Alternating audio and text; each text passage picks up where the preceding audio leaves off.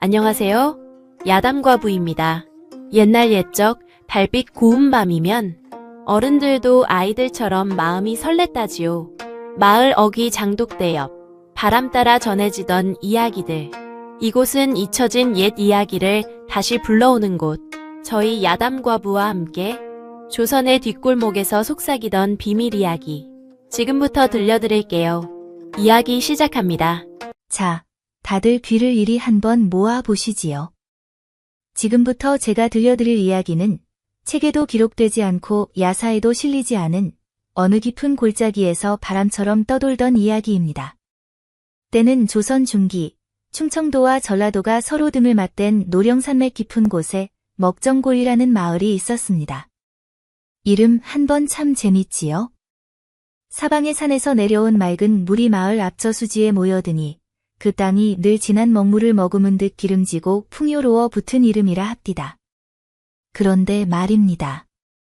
이 풍요로운 마을에서도 가장 높고 좋은 터에 자리한 집 한 채만은 마치 시간이 멈춘 듯 살아있는 이의 온기라곤 찾아볼 수 없이 늘 고요했습니다. 바로 이참판 댁이라 불리는 담장 높고 기와지붕 솥을 펄언 거대한 댁이었지요. 이 넓은 집의 안주인은 일찍이 지아비를 여인 박씨 부인이었습니다. 나이는 이제 막 40을 바라보고 있었지만 그 자태는 여전히 탐스러운 목련꽃 같았고 시름을 머금은 얼굴조차 보름달처럼 고와서 보는 이의 애간장을 녹이곤 했지요. 18, 꽃 같은 나이에 한양 사대부댁에서 이곳 먹정골로 시집을 왔습니다. 남편 되시는 선준 도령은 또 어땠고요. 얼굴은 분칠한 듯 희고 입술은 연지를 찍은 듯 붉었으며 그가 의문시 한수는 듣는 이의 마음을 봄눈처럼 녹이는 재주가 있었지요. 박씨 부인은 그런 남편을 진심으로, 아주 진심으로 사랑했습니다. 하지만 하늘도 무심하시지. 선준 도령은 난초처럼 고왔으나 그 기운 또한 난초와 같았습니다. 그는 아내라는 이름의 기름진 옥토를 앞에 두고도 그 밭을 깊이 갈아낼 쟁기를 들 힘이 없었습니다. 아내라는 이름의 좋은 검은 고를 품에 안고도 그 6줄을 모두 올려 심금을 울리는 법을 몰랐지요.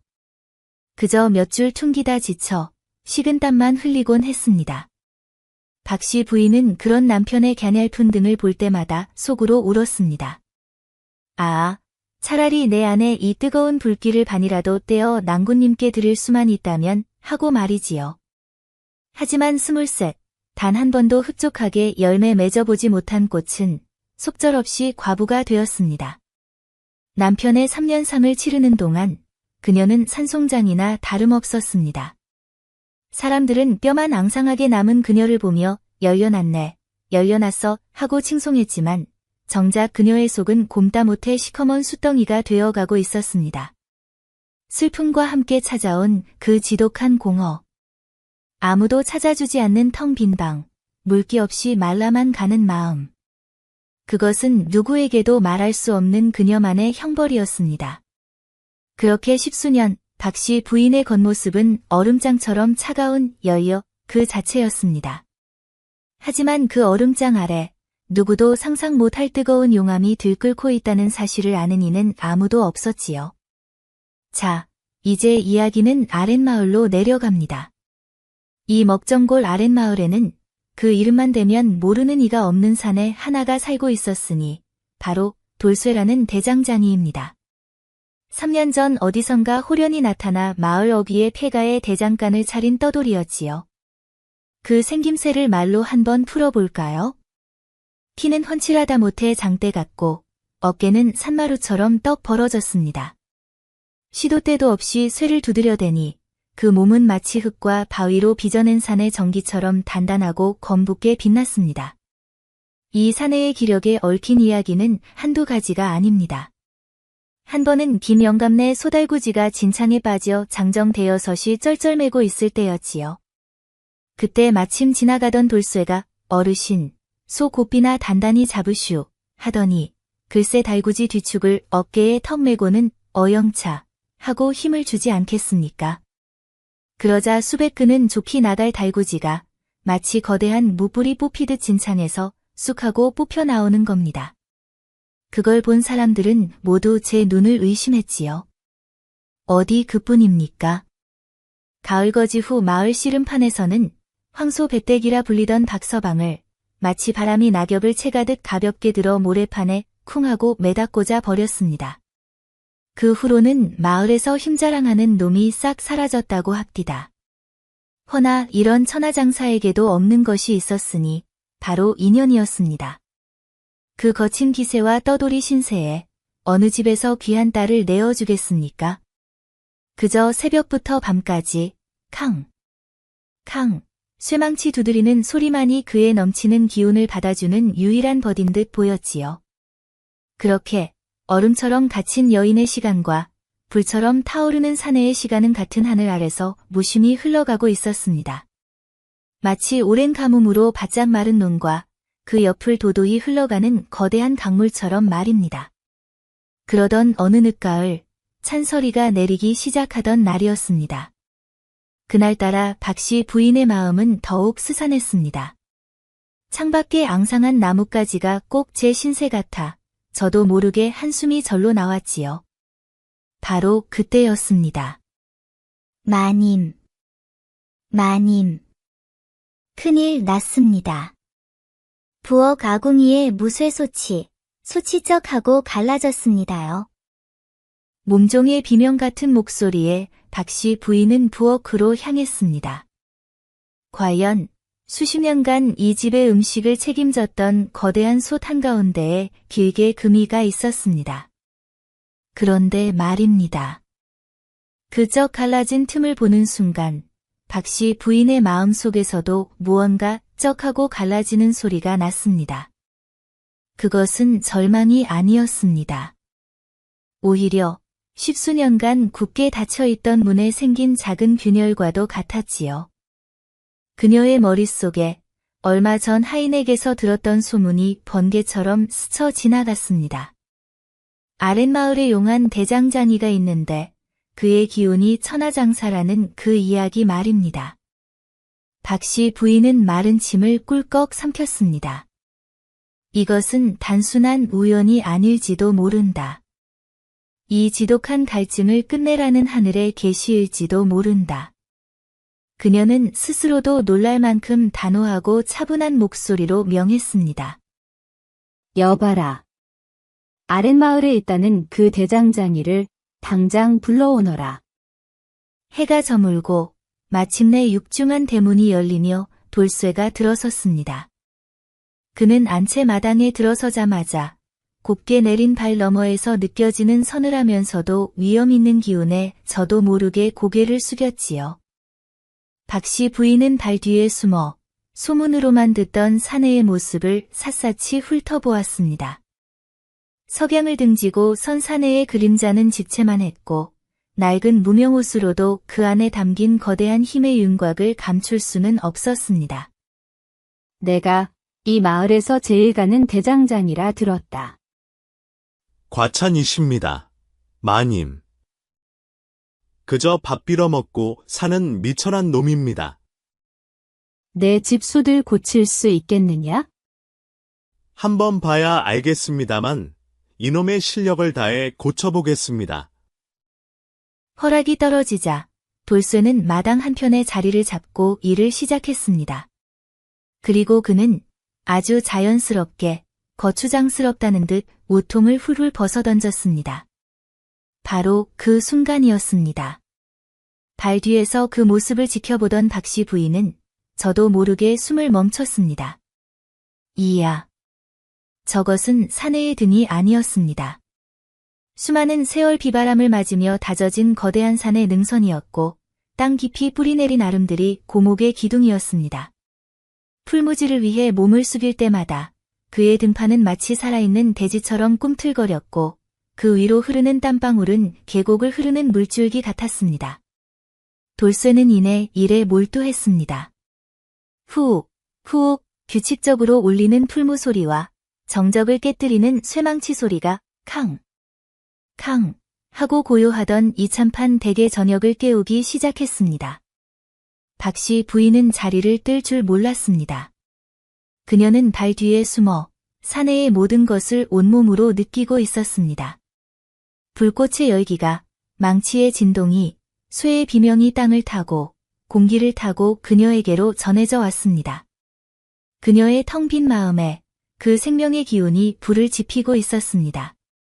쿵, 쿵, 쿵 사내가 내리치는 망치 소리는 어느새 십수년간 멈춰있던 그녀의 심장을 다시 뛰게 하는 고동소리가 되어 울려 퍼지고 있었습니다. 그것은 파괴의 소리인 동시에 새로운 탄생을 예고하는 소리였지요. 고요하던 이참판 댁의 밤은 돌쇠의 망치 소리로 다시 태어나고 있었습니다. 캉, 캉, 캉, 쇠가 불을 만나고 불이 쇠를 달구고 달궈진 쇠가 망치를 만나 비명을 지르는 소리. 그 소리는 단순히 소들 고치는 소리가 아니었습니다. 발 뒤에 숨어 그 광경을 지켜보는 박씨 부인에게 그 소리는 십수년간 얼어붙어 있던 제 심장을 두드리는 소리여 말라붙었던 온몸의 강줄기를 다시 흐르게 하는 생명의 소리였습니다. 그녀는 보았습니다. 사내의 등줄기를 타고 흐르는 땀방울이 불빛을 받아 반짝이는 것을. 그 땀방울 하나하나가 마치 제 가슴 속 마른 논에 떨어져 뜨거운 생명의 김을 피워 올리는 것만 같았지요. 시간이 얼마나 흘렀을까요? 자정을 훌쩍 넘기고 하늘의 달이 서쪽으로 고개를 기울일 무렵이었습니다. 마침내 돌쇠가 흡 하는 마지막 기합과 함께 망치를 내려놓았습니다. 마님, 다 되었습니다. 그의 목소리는 몇 시간의 고된 노동에도 조금도 지친 기색이 없었습니다. 그가 내민 소들 보니 언제 금이 갔었냐는 듯 상처 하나 없이 매끈한 무쇠의 속살이 달빛 아래 은은하게 빛나고 있었습니다. 박씨 부인은 그 완벽한 솜씨에 감탄했지만 정작 그녀의 눈이 향한 곳은 솥이 아니었습니다. 바로 솥을 들고 서 있는 사내, 돌쇠였지요. 땀으로 번들거리는 그의 몸에서는 쇠와 불과 흙이 뒤섞인 거칠지만 진솔한 대지의 냄새가 물씬 풍겨왔습니다. 박씨 부인은 저도 모르게 마른 목을 한번 축였습니다. 그녀는 곁에 시립한 몸종에게 명했습니다. 고생이 많았으니 주안상이라도 내어오너라. 마님, 이 어찌 당치 않은 일꾼에게 이런 과한 상을 내리십니까? 이래는 응당한 대가가 따라야 하는 법. 내 체면을 보아서라도 사양 말고 들게. 거절을 용납하지 않는 안주인의 위험에 돌쇠는 더 사양하지 못하고 마루에 걸터 앉았습니다. 이윽고 들어온 주안상을 보십시오. 김이 모락모락 나는 삶은 돼지고기 수육에 잘 익어 톡 쏘는 묵은 김치, 그리고 큰 사발에 가득 담긴 뽀얀 막걸리까지. 돌쇠는 먼저 막걸리 사발을 두 손으로 공손히 받아들고는 꿀꺽, 꿀꺽 소리를 내며 단숨에 반 사발을 비워냈습니다. 크윽 하고 그의 목구멍에서 터져나오는 소리가 어찌나 시원하던지요. 그리곤 허겁지겁 수육 한 점을 집어 입안 가득 넣고 오물거리는데 그 모습은 마치 가문 땅이 단비를 빨아들이듯 거침없고 당연한 자연의 모습이었습니다. 박씨 부인은 발너머로 그 모습을 보며 지난 십수년간 이 집에서 단 한 번도 본 적 없었던 살아있음 그 자체를 느끼고 있었습니다. 술이 몇 순배 돌아 돌쇠의 얼굴이 불쾌하게 달아오르자 박씨 부인은 드디어 마음속에 담아두었던 질문을 꺼내기 시작했습니다. 그 목소리는 밤이슬에 젖은 비단처럼 한층 더 나직하고 부드러워져 있었습니다. 자네의 솜씨는 과연 소문대로군. 웬만한 장정이라면 벌써 지쳐 쓰러졌을 터인데. 천만에요, 마님.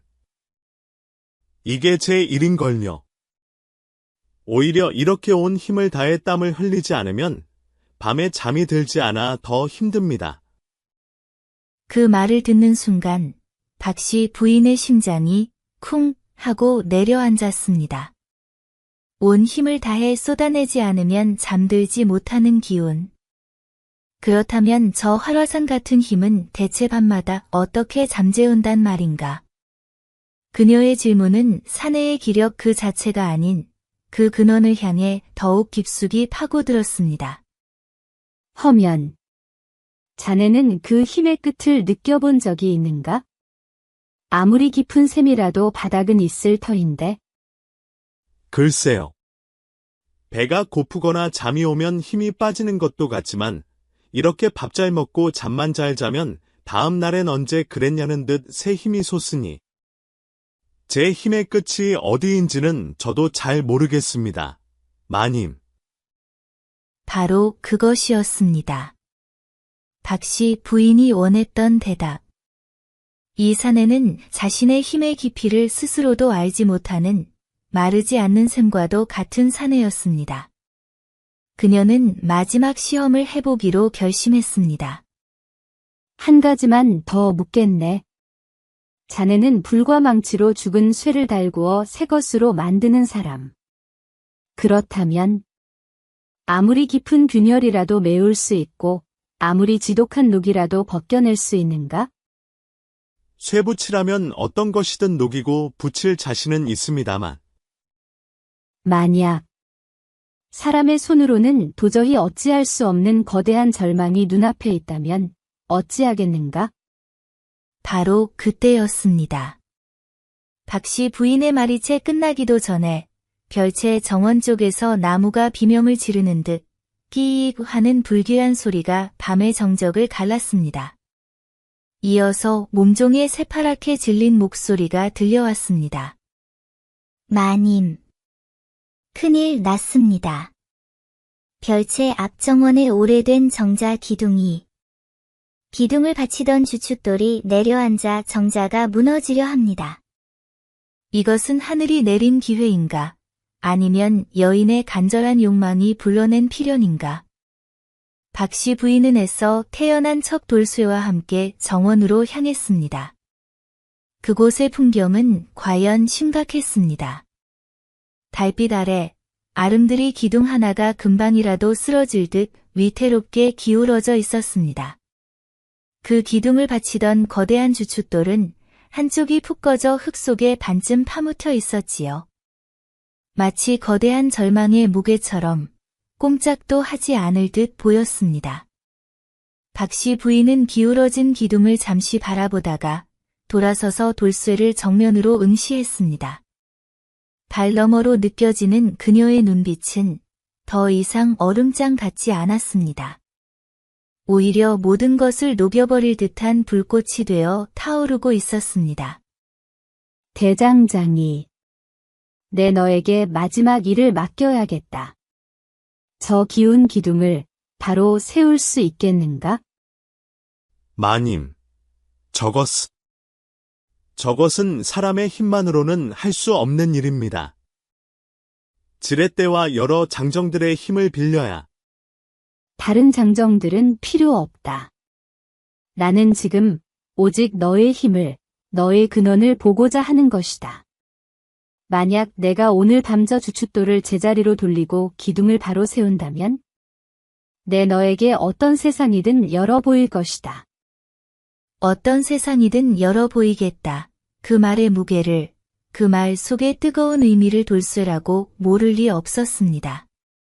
이것은 무모한 도전이었습니다. 하지만 자신을 쏘아보는 여인의 강렬한 눈빛은 그에게 거절할 수 없는 압박감과 동시에 기묘한 승부욕을 불러일으켰습니다. 그는 비장한 표정으로 고개를 끄덕였습니다. 마님께서 그리 원하신다면 이놈의 뼈가 부서지는 한이 있더라도 한번 해보겠습니다. 그는 다시 겉옷을 벗어던졌습니다. 이번에는 그의 몸에서 장난기 어린 기운이 아닌 비장한 전사의 기운이 뿜어져 나왔습니다. 그는 먼저 주춧돌 아래에 어깨를 집어넣고 자세를 잡았습니다. 흐흡, 그의 입에서 낮은 기합 소리가 터져 나왔습니다. 보십시오. 그의 온몸의 근육이 이전과는 비교할 수 없을 정도로 부풀어 오르며 터질 듯이 긴장합니다. 얼굴의 혈관이 툭툭 붉어지고 온몸에서 김이 피어오릅니다. 그의 발밑 땅이 움푹 패이고 그의 온몸이 부들부들 떨립니다. 그의 입에서 짐승의 것과도 같은 낮은 신음이 터져 나왔습니다. 뼈마디가 삐걱이는 소리, 온몸의 근육이 비명을 지르는 소리가 들리는 듯했습니다. 박씨 부인은 숨을 죽인 채 그 모습을 지켜보았습니다. 일어서라. 제발. 일어서라. 그녀의 마음속 절규가 들리는 듯했습니다. 으아! 마침내 돌쇠의 입에서 포효와 같은 함성이 터져 나왔습니다. 그와 동시에 수백 끈은 좁히 넘을 거대한 주춧돌이 땅속에서 서서히, 아주 서서히 들려 올라오기 시작했습니다. 그것은 인간의 능력이라고는 믿기지 않는 그야말로 태산의 힘이었습니다. 모든 작업이 끝났을 때 동쪽 하늘이 희미하게 밝아오고 있었습니다. 돌쇠는 땀과 흙으로 뒤범벅이 된 채 박씨 부인에게 돌아와 고개를 숙였습니다. 많이 명하신 일을 다 마쳤습니다. 박씨 부인은 아무 말 없이 그를 바라보다가 곁에 있던 몸종에게 눈짓했습니다. 몸종은 모든 것을 알아차렸다는 듯 조용히 물러나 안채로 사라졌습니다. 이제 이 넓은 별채 마당에는 동트기 전 가장 깊은 어둠 속에서 오직 두 사람만이 남게 되었습니다. 바로 그때였습니다. 박씨 부인은 천천히, 아주 천천히 자신과 사내를 가로막고 있던 발을 걷어 올렸습니다. 십수년 만에 처음으로 낯선 사내 앞에서 자신의 얼굴을 온전히 드러낸 것입니다. 달빛과 여명 사이의 푸른 빛에 젖은 그녀의 얼굴은 살아있는 사람이 아니라 달의 전기를 받아 빚어진 요물처럼 비현실적으로 아름다웠습니다. 돌쇠는 저도 모르게 숨을 삼켰습니다. 지금까지 목소리만 들었던 장막 뒤의 여인이 이렇듯 절세의 미인일 줄은 상상도 못했던 것이지요. 박씨 부인이 붉은 입술을 열었습니다. 그녀의 목소리는 밤이슬에 젖은 비단처럼 부드럽고도 섬뜩했습니다. 대장장이. 너는 내 집에 부서진 숯을 고쳤고 무너진 주춧돌을 바로 세웠다. 너의 힘과 기량은 과연 천하일품임을 내 두 눈으로 똑똑히 확인했다. 그녀는 천천히 돌쇠에게로 다가와 흙과 땀 냄새가 물씬 풍기는 그의 바로 앞에서 멈춰 섰습니다. 허나, 아직 이 집에는 자네의 손길이 필요한 곳이 하나 더 남아있다. 예. 또요 어디입니까? 맡겨만 주신다면 성심성의껏 최선을 다하겠습니다. 이 집 가장 깊은 곳에 십수년간 누구의 손길도 닿지 않아 차갑게 식어버린 화로가 하나 있다. 아무리 좋은 장작을 넣어도 불씨가 되살아나지 않고 그저 차가운 재만 쌓여가는구나. 오늘 밤 자네의 그 지칠 줄 모르는 풀무질과 꺼지지 않는 불씨로 그 차가운 화로에 다시 불을 지펴 밤새도록 타오르게 해줄 수 있겠느냐? 밤의 정적을 가르는 박씨 부인의 마지막 한마디. 그것은 질문이 아니었습니다. 거부할 수 없는 명령이었고 모든 것을 내건 간절한 기도였습니다. 돌쇠는 아무 대답도 하지 않았습니다. 그저 이글거리는 눈으로 여인을 바라볼 뿐이었지요. 그의 눈에 타오르는 불꽃은 단순한 욕망의 불꽃이 아니었습니다. 그것은 자신의 모든 것을 시험대에 올린 장인의 비장한 불꽃이었습니다. 그는 천천히 고개를 끄덕였습니다.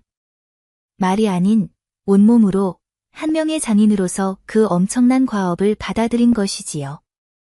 이윽고 그는 흙과 땀으로 거칠어진 자신의 손을 들어 비단결처럼 고운 박씨 부인의 손을 감싸 쥐었습니다. 아, 그 순간의 감촉을 어찌 말로 다할까요? 평생 쇠와 망치만 잡아 투박하기 그지없는 사내의 손과 서책과 바느질만 하여 희고 부드러운 귀부인의 손, 어울리지 않는 두 손이 마침내 하나로 겹쳐지는 순간 두 사람의 운명도 하나로 얽히기 시작했습니다. 돌쇠는 말없이 그녀를 이끌었습니다. 그의 발걸음은 더 이상 천한 대장장이의 것이 아니었습니다. 메마른 대지에 생명의 비를 뿌리러 가는 구원자의 발걸음이었지요. 박씨 부인은 그의 손에 순순히 이끌렸습니다. 한 걸음, 한 걸음, 그녀를 십수년간 가두었던 차가운 별채 마당을 지나 집의 가장 깊고 은밀한 곳, 안방으로 향했습니다. 그들의 발소리 외에는 오직 박씨 부인의 비단 치마가 마루에 스치는 사락, 사락 소리만이 들려올 뿐이었습니다. 삐걱 소리와 함께 안방 문이 열렸습니다. 그곳은 박씨 부인의 지난 세월이 고스란히 박제된 공간이었습니다. 한치의 흐트러짐 없이 정돈된 세간, 값비싼 자개장과 서책들. 하지만 그 모든 것들에서는 살아있는 이의 온기라곤 찾아볼 수 없는 차갑고 아름다운 감옥. 그 한가운데에 외로운 섬처럼 놓인 거대한 침상이 두 사람을 기다리고 있었습니다. 박씨 부인은 돌쇠를 돌아보았습니다. 그리고는 아주 천천히 자신의 옷고름을 풀기 시작했습니다. 그것은 단순히 옷을 벗는 행위가 아니었습니다. 한 겹, 한 겹, 그녀를 옥죄던 잿빛의 수절이라는 갑옷이, 정숙한 과부라는 허울의 껍질이 소리도 없이 벗겨져 내렸습니다. 십수년의 세월 동안 자신을 가두었던 얼음의 성을 제 손으로 허무는 순간이었습니다. 그녀의 마지막 속옷이 스르륵 발치로 떨어져 내렸을 때 돌쇠는 그 앞에 경건한 자세로 무릎을 꿇었습니다. 그리곤 마치 성물을 다루듯 그녀의 차가운 발등에 자신의 뜨거운 입술을 가져갔습니다. 흐읒. 발끝에서부터 시작된 불길이었습니다. 그 불길이 온몸의 혈관을 타고 맹렬하게 타오르며 심장까지 치고 올라왔습니다. 박씨 부인은 다리에 힘이 풀려 휘청거리며 그의 어깨를 잡았습니다. 그것이 신호였습니다. 그날 밤, 이참판 댁의 가장 깊은 안방은 10년 만에 다시 불을 지피는 거대한 화로가 되었습니다. 돌쇠는 밤의 불꽃지기가 되었습니다. 그는 먼저 자신의 뜨거운 숨결과 입맞춤으로 풀무지를 시작했습니다. 후, 후, 그의 숨결이 닿을 때마다 차갑게 식어있던 화로의 깊은 곳에서 희미한 불씨가 살아나는 듯 했습니다. 목덜미, 어깨, 쇄골을 지나 가슴의 봉우리까지. 그의 입술이 닿는 곳마다 10년 묵은 서리가 녹아내리는 소리가 들리는 듯 했습니다. 마침내 화로가 온기를 머금기 시작했다고 판단한 순간, 그는 자신의 온몸을 던져 거대한 장작이 되었습니다. 십수년간 굳게 닫혀있던 아궁이, 차갑게 식어버린 그 중심을 향해 그는 자신의 모든 열기를 담아 밀고 들어갔습니다. 아! 박씨 부인의 입에서 터져나온 것은 비명이 아니었습니다. 그것은 닫혔던 세계가 열리고 마른 우물에 물이 차오르는 생명의 소리였습니다. 메마른 대지가 갈라지며 단비를 받아들이듯 그녀는 사내의 뜨거움을 남김없이 받아들였습니다. 그때부터 본격적인 불길이 타오르기 시작했습니다. 그 불길은 쉴 새가 없었습니다. 때로는 들불처럼 거세게 번지고, 때로는 화롯불처럼 은근하게 타오르며, 때로는 모든 것을 삼킬 듯 맹렬하게 그녀의 존재를 휘감았습니다. 그의 몸짓은 거대한 파도였고, 그녀는 그 아래서 기꺼이 한 척의 배가 되어 부서지고 또다시 빚어지기를 반복했습니다. 그녀는 자신이 누구인지, 여기가 어디인지도 잊었습니다. 오직 자신을 뒤흔드는 이 거대한 생명의 파동만이 세상의 전부였습니다. 그녀의 안에서 십수년간 잠들어 있던 모든 강줄기가 되살아나 세차게 요동치기 시작했습니다. 그녀는 사내의 땀으로 번들거리는 등판을 부서져라 끌어안았습니다. 그것은 애원이 아니었습니다. 더 큰 불길을 원하는 화답의 몸짓이었습니다. 밤은 깊어지고 불길은 꺼질 줄을 몰랐습니다. 첫 닭이 울었을 때도, 두 번째 닭이 울었을 때도 그들의 춤은 멈추지 않았습니다. 창호지 너머로 동쪽 하늘이 희미하게 밝아올 무렵, 박씨 부인은 더 이상 버틸 힘이 없었습니다. 그녀의 몸은 마치 용광로에서 막 꺼낸 쇠처럼 뜨겁게 달아올라 있었고, 온몸의 마디마디는 기분 좋은 나른함에 잠겨 있었습니다. 마침내 돌쇠가 마지막 혼신의 힘을 다해 가장 뜨거운 불꽃을 그녀의 가장 깊은 곳에 쏘아 올리는 순간, 거대한 불길은 모든 것을 하얗게 태우고 이내 가장 깊고 뜨거운 숯불이 되어 고요히 자리를 잡았습니다. 박씨 부인은 그 충만함 속에서 까무룩 평온한 잠에 빠져들었습니다. 얼마나 잤을까요? 박씨 부인이 눈을 떴을 때 창밖은 이미 대낮처럼 환했습니다. 온몸이 손처럼 무거웠지만 이상하게도 기분은 날아갈 듯 가벼웠습니다. 십수년간 그녀를 짓누르던 무거운 돌덩이가 사라진 느낌. 뼛속까지 시리던 한기는 온데간데 없고 몸의 가장 깊은 곳에서부터 꺼지지 않을 듯한 온기가 샘솟고 있었습니다. 그녀는 문득 경대를 집어들었습니다. 거울 속에 비친 것은 어제의 그 얼음 과수가 아니었습니다.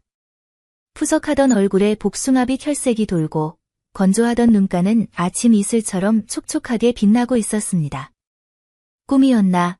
그녀는 옆자리를 보았습니다. 비어 있었습니다.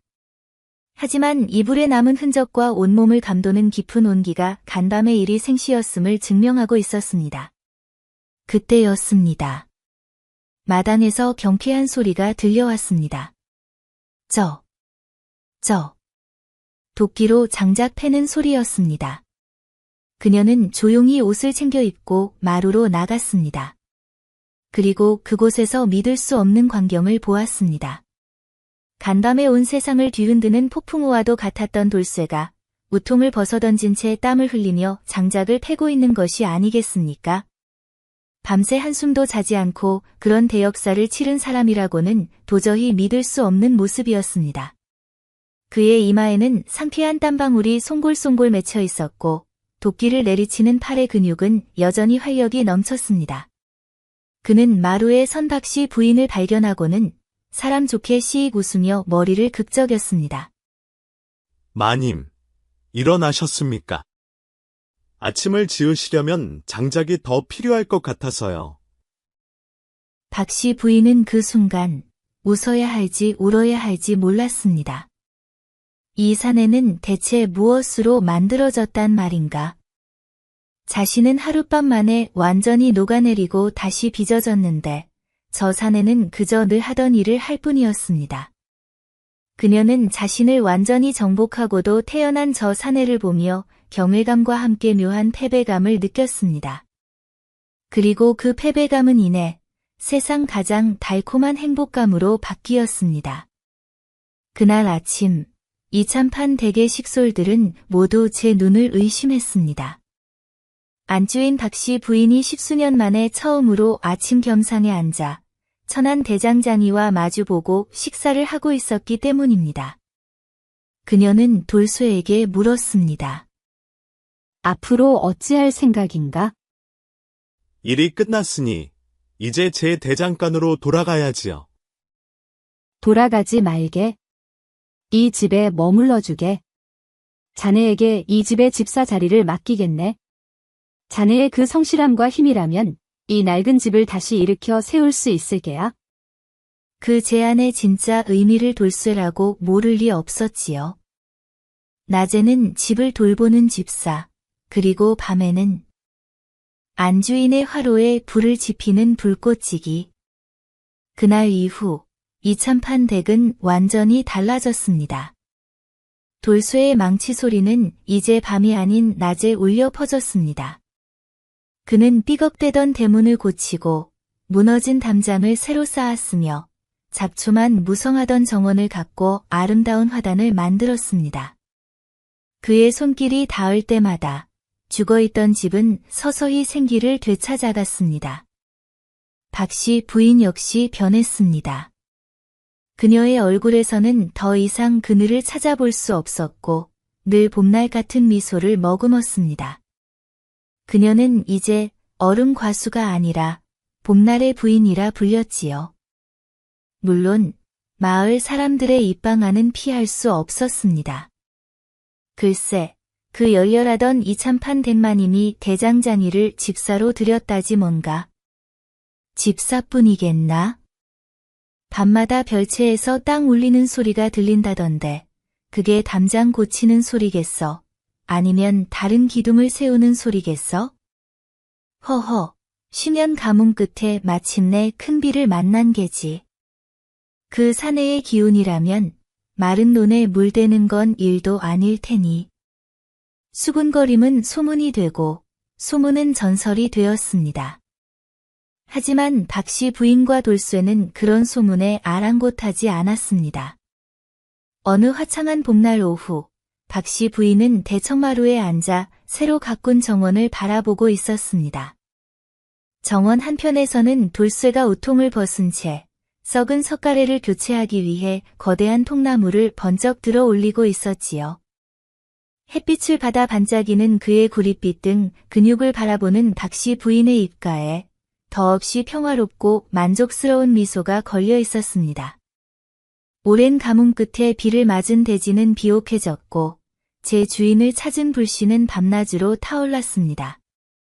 외롭던 과수댁은 마침내 지지 않는 사내를 만나 제2의 인생을 활짝 피워냈으니 이 또한 세상사 기묘한 인연이 만들어낸 한 폭의 야담이라 하겠습니다. 자, 제 이야기는 여기까지입니다.